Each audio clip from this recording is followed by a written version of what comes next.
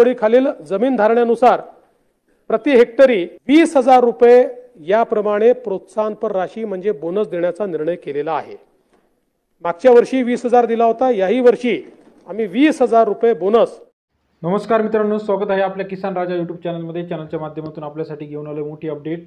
महाराष्ट्रामध्ये गेल्या काही दिवसापासून आपण जी पीक विमा संदर्भात अपडेट पाहत होतो, याच्यामध्ये बऱ्याच शेतकऱ्यांच्या खात्यामध्ये पीक विमा अजूनही जमा झालेला नाही।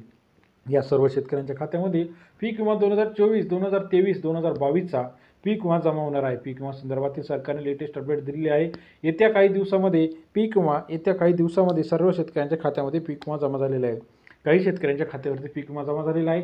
आपल्या खात्यावरती अजूनही पीक विमा जमा झालेला नसेल तर आपल्याला काय करायचं आहे, PMFBY पोर्टलवरती जायचं आहे, KYC चेक करायचं आहे, आपलं Aadhaar card, PAN card, bank details व्यवस्थित टाकले आहे का, आपलं KYC अपडेट झालेलं आहे की हे सर्व चेक करून गेल्या काही दिवसापासून सर्व शेतकऱ्यांच्या खात्यामध्ये पीक विम्याची रक्कम जमा व्हायला सुरुवात झाली आहे।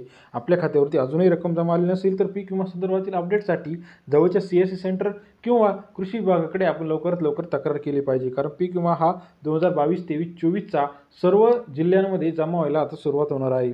गेल्या काही दिवसामध्ये जर आपण बघितलं तर काही शेतकऱ्यांच्या खात्यावरती पीक विमा आहे, काही शेतकऱ्यांना KYCचा अपडेटचा प्रॉब्लेम आहे, काही शेतकऱ्यांचं आधार पॅन बँकेमध्ये लिंकिंग नव्हतं, त्यामुळे सुद्धा अडचणी येतोय। परंतु आता या सर्व तोडगा लवकरात लवकर निघणार आहे आणि सरसगट हेक्टरी 50,000 ते 15,000पर्यंत पीक विमा सर्व शेतकऱ्यांच्या खात्यावरती जमा होणार आहे।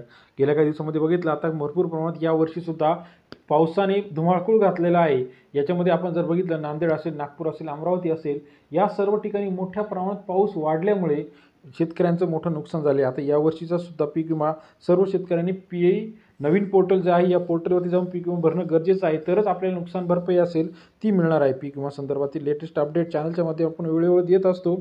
येत्या 2 ते 3 दिवसामध्ये राहिलेला सर्व पीक विमा सर्व शेतकऱ्यांच्या खात्यामध्ये हेक्टरी 15,000 रुपयाप्रमाणे जमा होणार आहे। पीक विमा संदर्भातील सविस्तर बातमी असेल, पीक विमा संदर्भातील वेगवेगळ्या समस्या असतील, पीक विमा संदर्भातील नवीन अपडेट्स असतील, त्यासाठी चॅनलला नवीन असाल तर लाईक, सबस्क्राईब, शेअर करा। गेल्या काही दिवसापासून आपण सांगत होतो की येत्या काही दिवसामध्ये पीक विमा सर्व शेतकऱ्यांच्या खात्यामध्ये जमा होणार आहे। त्या संदर्भात पीक विमा जमा झाले आहे।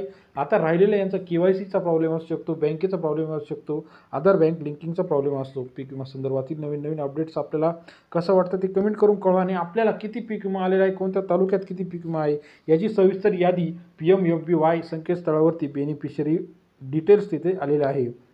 प्रधानमंत्री फसल बीमा योजनेच्या अंतर्गत ही सर्व माहिती त्या ठिकाणी उपलब्ध आहे।